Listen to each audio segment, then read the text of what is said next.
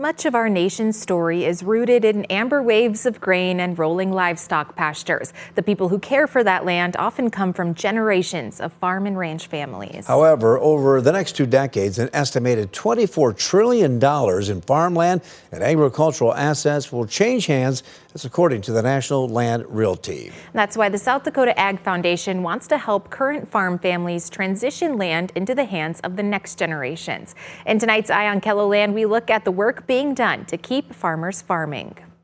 This farmland, 11 miles west of Ethan, South Dakota, has been in the Klum family for 115 years. We are currently in our 4th generation coming back.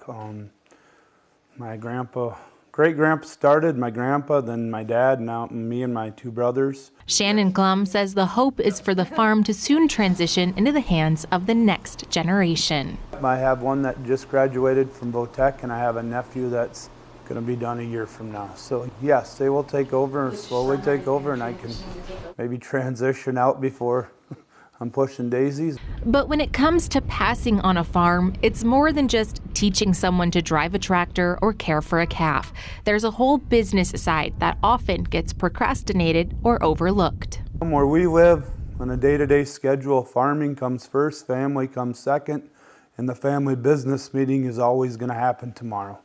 And we never got to tomorrow. That's why Klum sought some help from Alan Hoyer and the Keep Farmers Farming program. We're helping agriculture with the transfer of wealth to the next generation. Hoyer says it works like a consultant role for farmers. I think that we really play the middle ground between, I call it the professionals, the attorneys, the accountants. They have their roles, but it's really to help people understand who they are within their operation, within their family, and talk about those tough questions and come up with solutions, which lead us to the strategies of which we pull in the professionals. Klum says through this program, they now have scheduled meetings for the whole family. Everybody now has a chance to sit at the table, know what's going on in different areas, bring problems to the table, ideas to the table. So it gives us a chance to actually talk business at a table instead of out in the tractor and a pickup or tomorrow, which we never ever got to.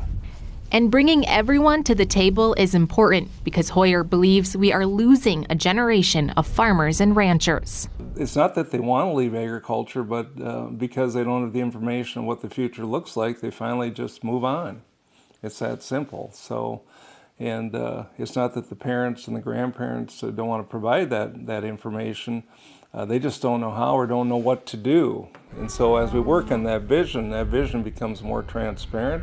All of a sudden, individually, everybody's finding a vision for the next generation and moving forward. And what it does, it gives everybody peace. Peace that is nearsighted. It's huge on the stress level of the operation.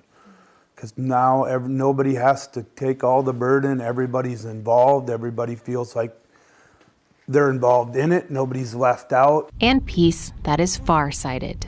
And you think about it, as we're looking at their children, the decisions we have to make then, at this time, really prepares you for the next generation as well.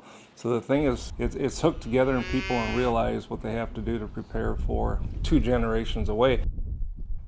Klum says the Keep Farmers Farming program is not only helping with the transition process, but also the day-to-day operations of the farm and its financials.